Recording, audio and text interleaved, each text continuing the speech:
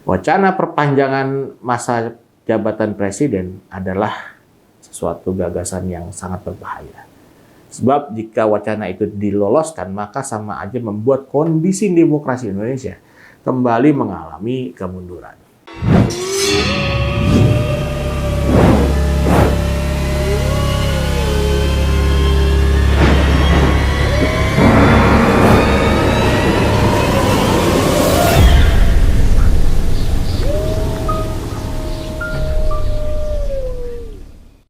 Halo. Selamat.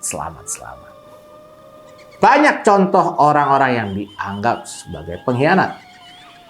Pengkhianat itu bisa dikatakan sangat kejam. Tapi ada yang lebih kejam lagi nih. Yaitu orang-orang yang suka bikin jebakan untuk menjatuhin orang lain. Nah, wacana masa jabatan presiden 3 periode udah muncul lagi nih, ya kan? Muncul lagi. Udah lama Kak kedengeran usulan ini, ya kan, untuk masa jabatan Presiden Jokowi diperpanjang terus mencuat. Kali ini usulan ini diutarakan oleh Ketua DPD Republik Indonesia Lanyala Mahmud Mataliti dan Ketua MPR Bambang Susatyo atau Bamsud gitu. Bamsud dan Lanyala ini kayaknya mau dianggap sebagai seorang pengkhianat konstitusi mungkin ya. Karena mereka menggulirkan soal perpanjangan masa jabatan Presiden Jokowi yang belum lama ini. Mereka bisa dibilang telah menyalahgunakan kewenangannya untuk melanggengkan kekuasaan Presiden menjadi tanpa batas. Wah. Padahal konstitusi mengharuskan masa jabatan presiden ini cukup cuma 2 periode. Ya makan apa sih mereka? Ya kan? Sampai ngotot gitu amat untuk melanggengkan kekuasaan. Gak habis pikir saya. Ya kalau dipikir-pikir ya, yang berpotensi menjadi pengkhianat konstitusi adalah mereka yang punya jabatan strategis. Nah, atas nama kehendak rakyat, ya kan? Padahal ini menjadi agenda elit yang nggak mau pestanya cepat berakhir. Pergantian kekuasaan secara berkala merupakan salah satu kriteria utama negara demokrasi. Sayangnya, elit Indonesia justru ya kan beberapa orang berupaya untuk melanggengkan kekuasaan Jokowi. Mereka punya judul lagu yang lama, ya kan, dan kaset usang karena nggak ada yang mau memenuhi kriteria sehebat Jokowi. Ini logika gagal paham dan sesat berpikir. Wacana perpanjangan masa jabatan presiden adalah suatu gagasan yang sangat berbahaya. Sebab jika wacana itu diloloskan, maka sama aja membuat kondisi demokrasi Indonesia kembali mengalami kemunduran. Nah, ide ini dia yang berbahaya banget.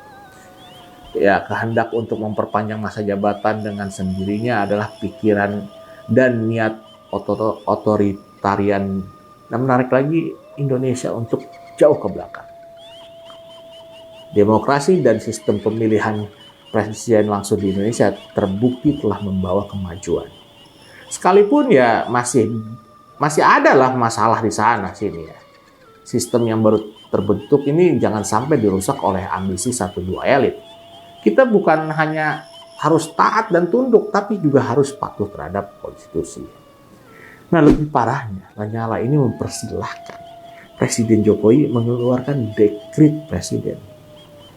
Dan itu dia nilai sebagai hal yang konstitusional. Ya memang sih nggak salah. Hanya presidenlah yang punya kewenangan untuk mengeluarkan dekret. Untuk diketahui ya, dalam perjalanan sejarah Indonesia, dekret presiden pernah dikeluarkan oleh Presiden Soekarno di 5 Juli 59. Nah, isi dekret tersebut adalah pembubaran Badan Konstituante hasil pemilu 1955 dan pergantian konstitusi dari Undang-Undang Dasar sementara 1950 ke Undang-Undang Dasar 1945.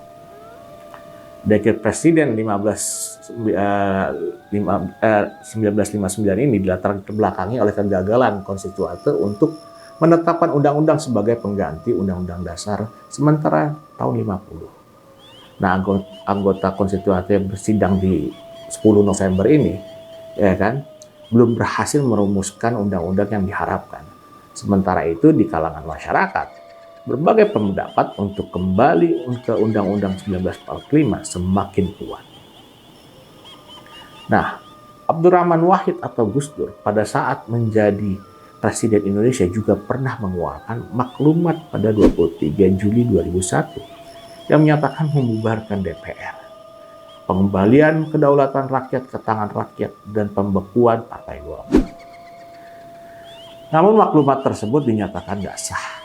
Bahkan beberapa jam setelah maklumat dikeluarkan, MPR menggelar sidang istimewa dan melengsarkan Gus Dur dari jabatan presiden. Maklumat atau dekret Presiden Gus Dur ya bisa dibilang melanggar konstitusi seperti yang dimaksud pada penjelasan sebelumnya, dan berakhir dengan pemakzulan. Kedua dekret Presiden Soekarno dan Gus Dur itu menjadi contoh, ya kan, sebuah contoh nyata bahwa dekret presiden harus taat konstitusi. Apabila enggak, ya bisa dibilang nanti akan berakhir pada pemakzulan. Kembali kita ke urusan usulannya Lanyala, ya kan? Langsung dia mendapatkan respon tuh dari berbagai banyak kalangan, khususnya terkait usulan perpanjangan masa jabatan presiden yang menjadi landasan untuk mengeluarkan dekret. Ketua DPD Republik Indonesia itu bahkan dinilai telah masuk angin dan mengakomodasi misi orang di sekitar istana. Semua praduga itu bermunculan dan itu hal yang wajar. Ingat, Lanyala selama ini merupakan salah satu tokoh yang gigih menolak upaya-upaya perpanjangan masa jabatan presiden. Tapi kok jadi masuk angin? Ada apa ini dengan Lanyala? Pertanyaan itu masih belum ditemukan jawabannya untuk bisa diterima publik. Meskipun dalam berbagai kesempatan, Lanyala dengan tegas menepis anggapan bahwa dia masuk angin dan berkompromi dengan kemauan orang-orang yang di sekitar istana. Dia menegaskan tidak menerima 1 sen pun terkait usulan itu. Lanyala menyebutkan saat ini undang-undang yang berlaku dalam kehidupan berbangsa dan bernegara adalah Undang-Undang 2002. Bukan lagi Undang-Undang 1945 yang digagas oleh para founding fathers. Ya kan? Undang-Undang 2002 sebagai konsekuensi dan hasil dari amandemen di era reformasi, katanya. Tanpa menghakimi, mari kita periksa apa konsekuensi jika dekret yang Lanyala usulkan ini, ya kan, untuk mengembalikan tata kenegaraan Indonesia ke Undang-Undang 1945 jadi terlaksana. Jika langkah dekret diambil oleh Presiden Jokowi, jadwal pemilu 2024 otomatis nggak jadi terlaksana. Pemilihan presiden dan wakil presiden akan dilakukan oleh MPR yang anggotanya terdiri dari DPR yang merupakan perwakilan politik dan DPD sebagai perwakilan utusan daerah dan golongan.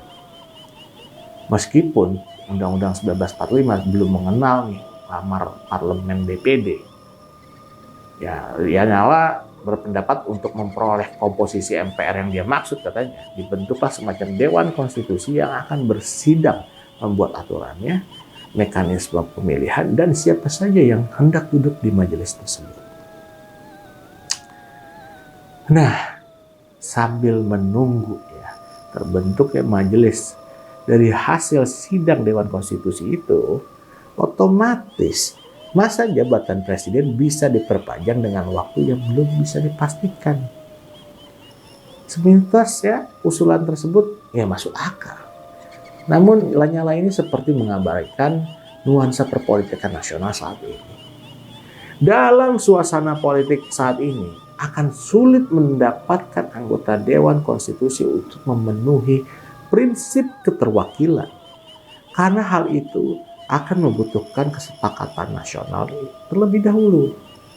Nggak bisa dibayangkan berapa lama waktu yang dibutuhkan memperoleh komposisi Dewan Konstitusi yang mempresentasikan semua perwakilan yang berhak duduk di MPR. Kebayang nggak sih? Apakah penentuannya melalui referendum, atau dengan cara lain? Lanyala ternyata belum punya jawabannya. Terbayangkan ya, suasana ini akan mengembalikan Indonesia pada masa-masa Orde Lama dan Orde Baru yang terbukti telah gagal menuju Indonesia sebagai negara demokrasi modern.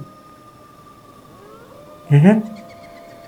Yang bisa dipastikan jika usulan Lanyala ini dilaksanakan, itu terjadi perpanjangan masa jabatan presiden dan gagalnya pemilu 2024. Kita tentu nggak ingin negara ini justru akan jadi chaos karena ada penumpang gelap yang akan memanfaatkan untuk menggagalkan agenda pemilu 2024 yang udah diatur dengan jelas dalam undang-undang.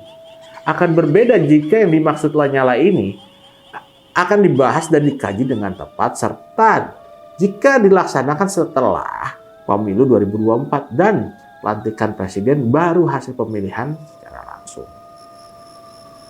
Jadi kurang tepat waktunya nih saat Lanyala menyampaikan usulannya, ide dekretnya dan perpanjangan masa jabatan presiden itu di saat pemerintahan kurang dari 2 tahun akan berakhir.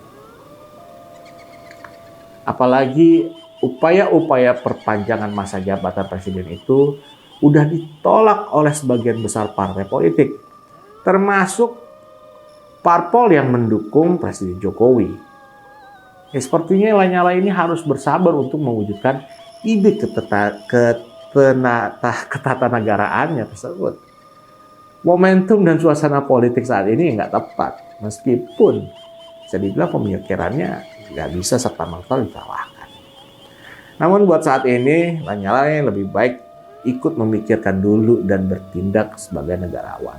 Bagaimana agar perpolitikan nasional saat ini bisa berjalan kondusif di tengah persaingan sengit antar kandidat atau parpol pemilu 2024. Persaingan nih akan berjalan normal dan tidak akan menimbulkan chaos jika semua pihak nggak saling memprovokasi dan saling memanas-manasi proses demokrasi yang lagi berjalan saat ini.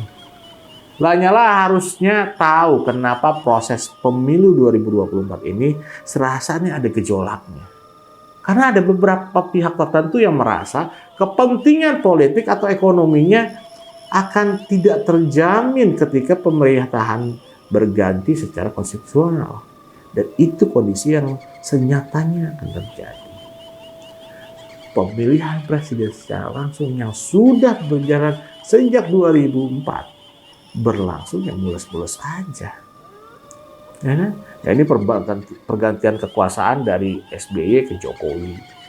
Ya, kenapa di pasca Jokowi justru dipersoalkan?